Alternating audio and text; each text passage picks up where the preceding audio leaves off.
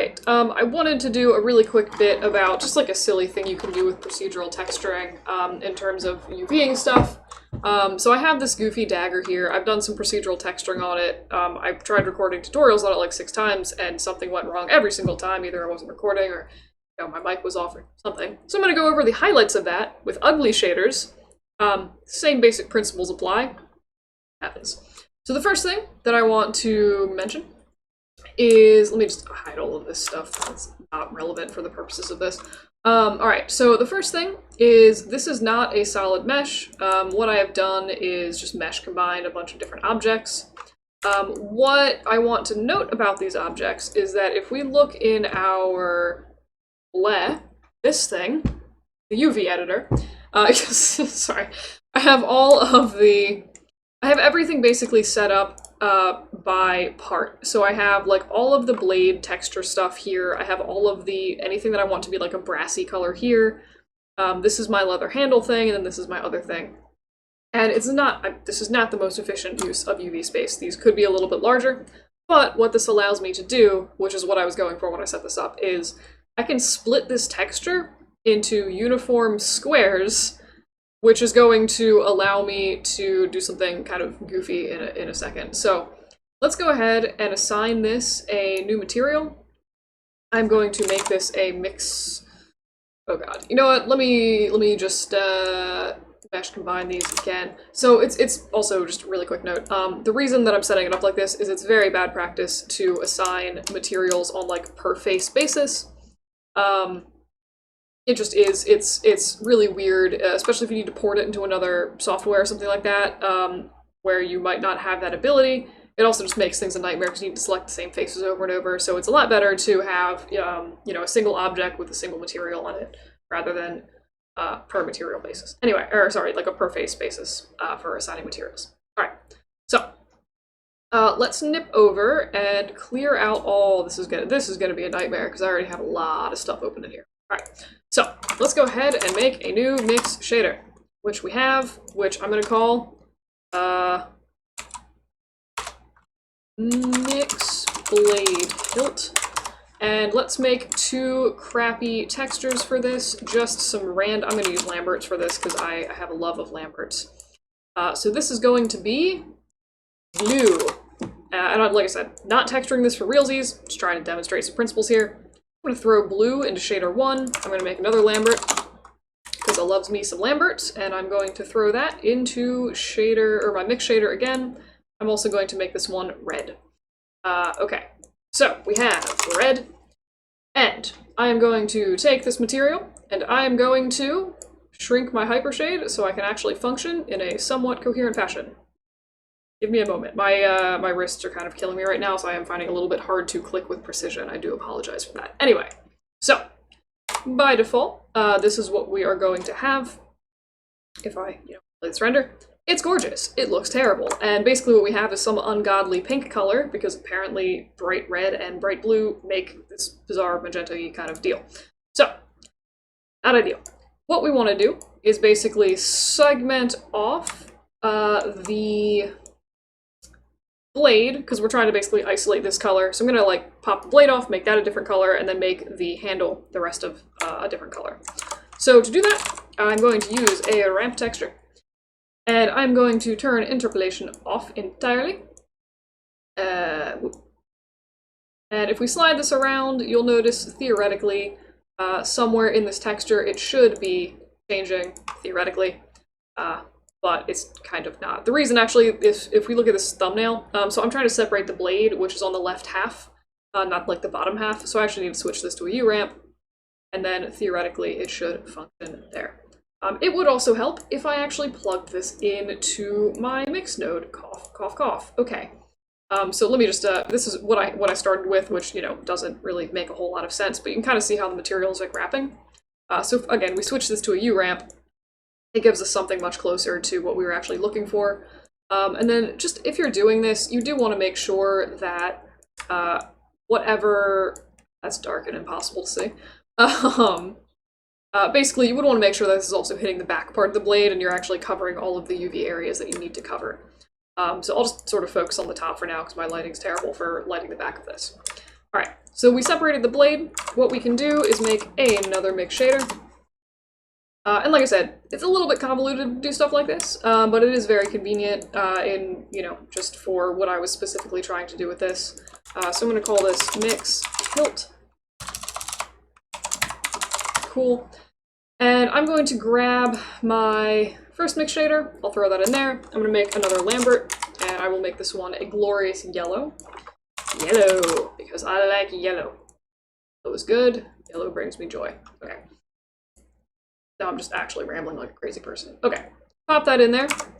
We need another ramp texture. Boom. And we need to, let's actually put this in to begin with this time so we can see what the heck we're doing. All right, delightful. All right, so we're gonna do the same thing. Set this to none. We also need to actually assign, oh, good God. Okay, I'm just gonna grab this and middle mouse button drag this on this object. It's gonna be way faster. Okay, so, I'm gonna go into my, sorry, I'm trying to like not move all the screen stuff. So we set the interpolation to none, and again, you can kind of see that it's sliding over the different materials here.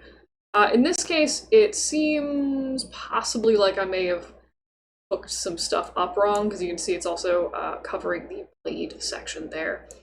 So what I'm gonna try is, I'm just gonna expand this so it's a little bit more organized, and I'm going to swap the yellow into part 1 and the mix into part 2. And what am I doing? So it was yellow. Weird. Oh, right. Okay. Really? Yeah. Yeah, okay. It occurs to me I probably should have actually set this up the other way. So what I'm doing basically is, if we're looking in the UV editor here, effectively what I did is I segmented off the blade, and then I'm overlaying another material onto it for essentially like these little gold parts here. Except by doing that, the order that I plugged it in, so we have the blade and that's fine, and then we're going to add another ramp sort of cutting across the blade, so it's actually covering the blade back up. So that was dumb, and that was my bad. So what I should do in this case is actually probably go in and swap some of the orders of these. Be really lazy with my labeling here. Okay, so what I'm going to do is I am just going to swap my ramp shaders so that basically the ramp that I just made is applied to the blade hilt, and the other ramp with the blade is applied to this new mix shader.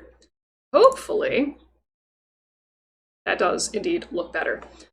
So a good example of the order in procedural texturing is important, especially if you're doing something weird like this. So just be aware of that. But now we have, again, all these little pieces sort of segmented off. I did sort of design the UVs where like these little chunks could also kind of be a separate material if you want, which would basically in this instance just be another mix shader. In this case though, I think what I would do is I still want them to be metal, so I'm just going to kind of slider that down until it covers the appropriate UV chunks there. So that's basically that. We have the blades and all of that stuff divided up all nice, and that's fine. So that was the first thing I wanted to mention, just sort of a weird way to assign multiple materials to the same material without having to like make specific texture maps. Alternately, you could set up the exact same thing with mix nodes and actual file texture maps if the setup for UVs was just so wildly inefficient you needed just like white-black color maps to like isolate certain pieces. That also works exactly the same. The ramps are just kind of fun. It's like a weird little thing you can do. Okay, so the other thing that I wanted to talk about really quick is the difference between another mix node.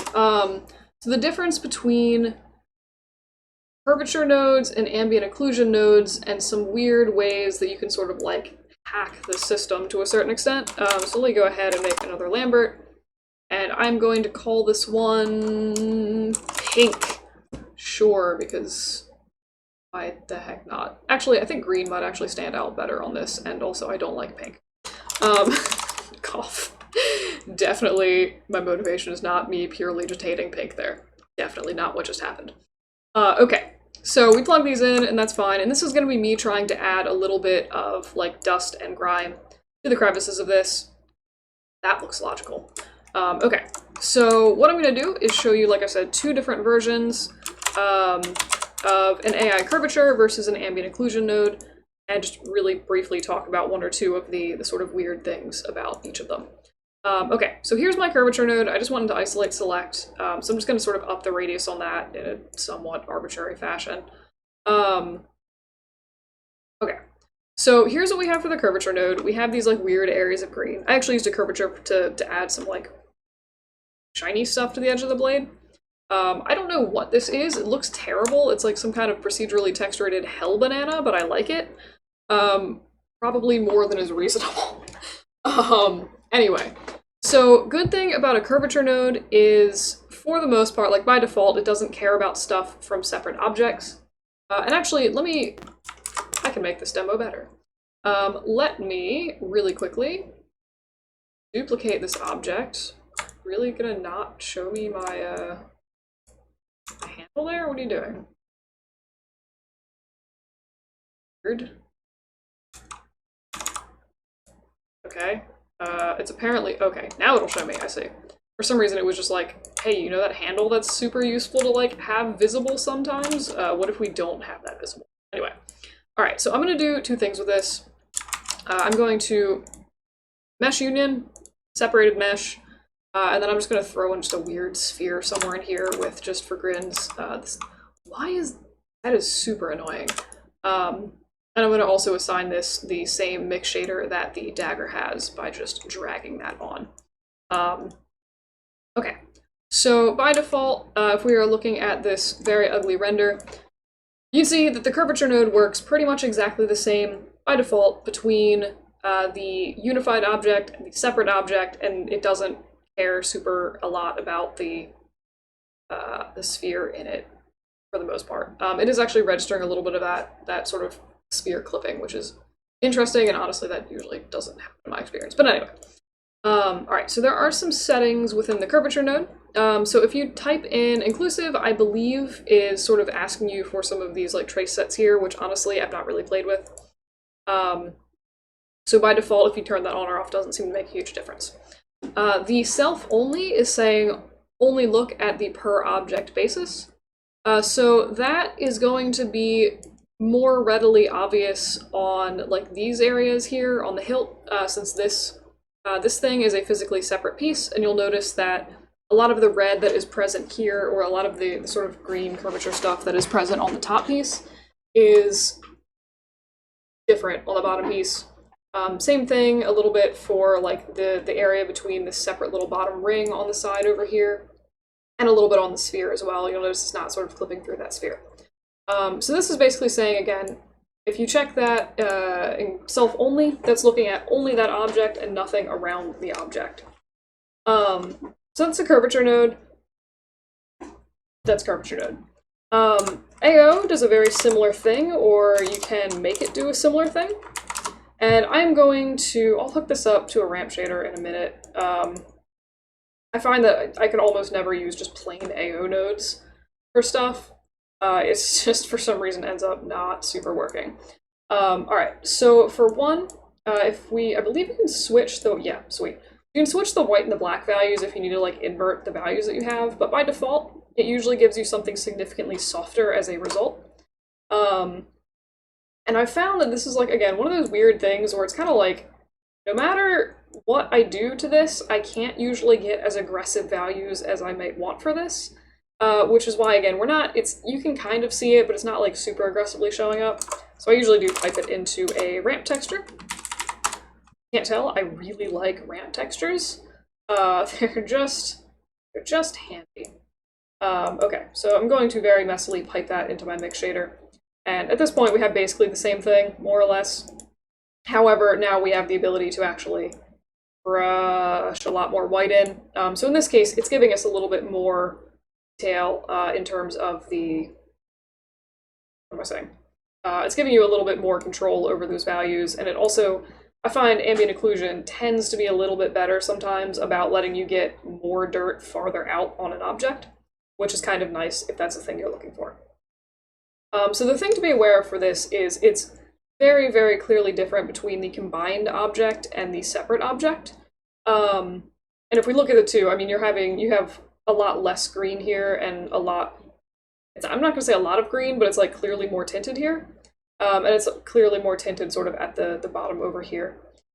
So the weird thing about AO, and this is much more obvious in AO than it is with the curvature, is that you have this very obvious like area here where the green is bleeding into any other areas that are in close proximity to your object.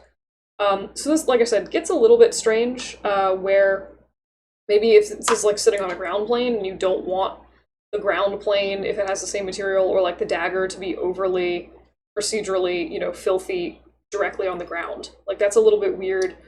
Also, it gets a little bit weird, like if I were to, let's say, move this sphere just like physically upwards, it's going to dynamically change the texture of that based on proximity, which I'm sure has its applications. I've not found any for anything that I'm specifically looking for. So if you're trying to do something like this for like a robot or something that's moving, this is a little bit of a weird feature where like if you move the robot, the textures are going to dynamically change. Probably not what you're looking for. So there is the option to turn on self-only for this as well. And if we do that, it's basically going to look at, again, a per object basis for this. So anything that registers, if you click it as a single object, you'll notice it gets rid of all of the crazy shadowing from the, what is this? The sphere here. And this is where AO gets a little bit weird. It is actually one of the reasons I set up the textures the way I did in the beginning, where like here we have, again, the separate pieces. So in this case, we are not getting in this theoretical dirt is what I'm kind of setting up here. So we're not getting the green dirt between the handle and the blade, but we are getting that over here. So like I said, one of the reasons that I set this object up, it's still made of multiple geometry pieces, but the reason that I set it up in a way that I could mesh combine it and have it be the same material is so I could use this AO pass over everything, which is exactly what I was looking for in this particular instance. So this basically allows you, it's a sort of cheap way to basically get AO over your entire object that is multiple pieces without also having it be affected by the ground and anything else in the vague proximity of it. It's just kind of like a nice, interesting, sort of, I guess, hopefully fun, interesting thing. I will show you also a goofy thing that I did when I was setting up the nicer textures on the dagger. So like if you wanted to highlight some of the edges or whatever of this blade, you can do that fairly easily. So I'm going to expand that mix shader again. So let's go and look at the whatever yellow is piped into, I guess, is what I'm looking for. So for this yellow, that's apparently in mix 2. Who the heck knows at this point. So what I'm going to do, like let's say that I want some different variation on that blade. What you can do is make another mix shader, in case you aren't seeing a very obnoxious pattern here. And basically you can just replace yellow here with this mix shader, and then we can, in this mix shader, set up yellow, and then I guess the only easy color I have left is pink. God help me. Really don't like pink. Alright, so we have... that's not pink. Okay, so I'm just gonna plop my paint shader in here. And for my mix shader, I'm just going to use a quick curvature node, because I think they are easier. Bad at typing today. Okay, so grab this, throw it in there, and now what we have is, again, the ability to modify just effectively just the blade. So we don't want that highlighting on the rest of the thing, we just want it on that blade area, and now we should have a weird little pink rim on the blade. So in this particular instance, I'm going to say that the distribution of this is a little bit weird, where it's kind of like makes sense here. A little bit not what I wanted around here and on this side, but that's just sort of like how I've set up the model in terms of the procedural texturing node. So it's doing what I tell it to, it's just, I'm telling it to do things in a way that's kind of weird. So for this, what probably would make more sense if I wanted this blade, like the sharp part, only to be pink.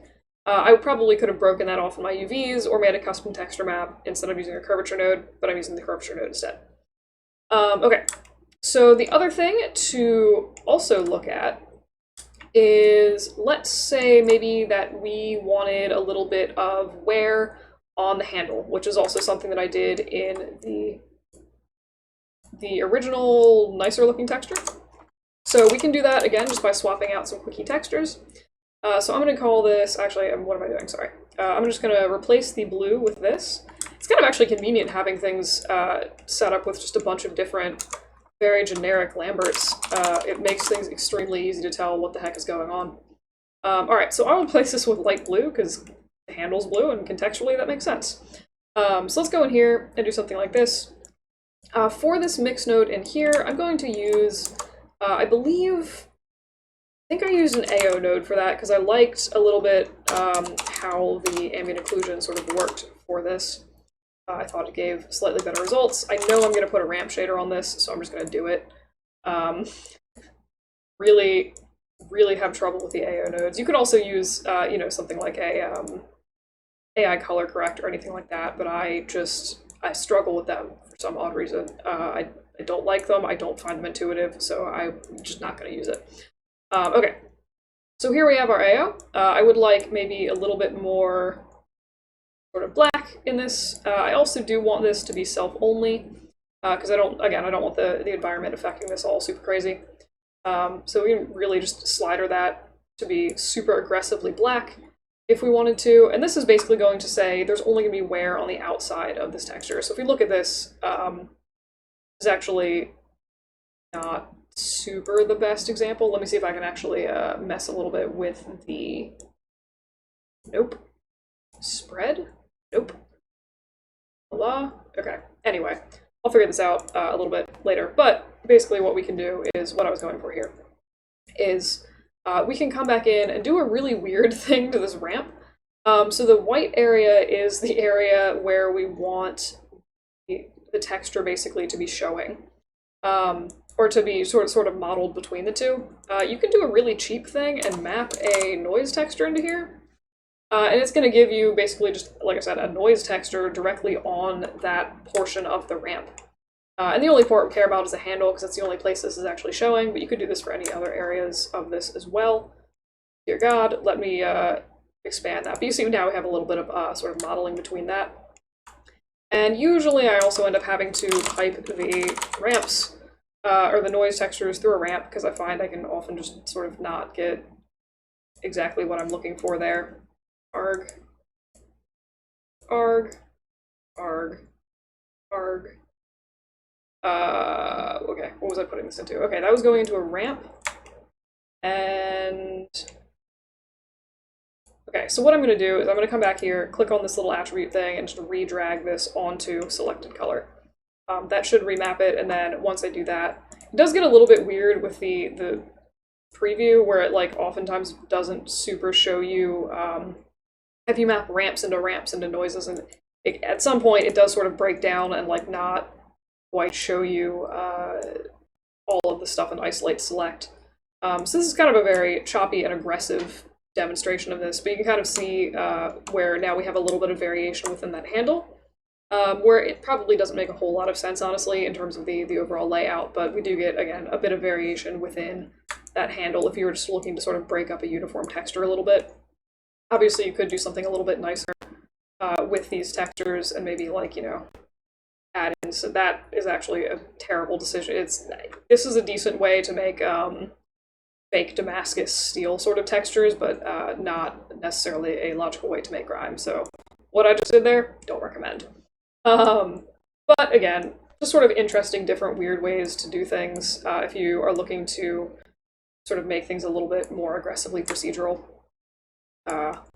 Yeah, and that's my ugly, weird banana dagger demonstration, I guess, and I hope that has been maybe useful to someone. Again, I pretty much did all of the nice texturing you saw at the very beginning using this, just with different shaders at the beginning of this, and that's really all I did. So I did have, like, for the Damascus steel, I had like some textures I grabbed online, and that was basically I put them into an AI standard surface rather than just having a Lambert yellow, and then everything else I did was overlaid on top of that nice internet texture, etc., etc. But yeah, so hopefully that helped. That was way longer than I expected, so yay.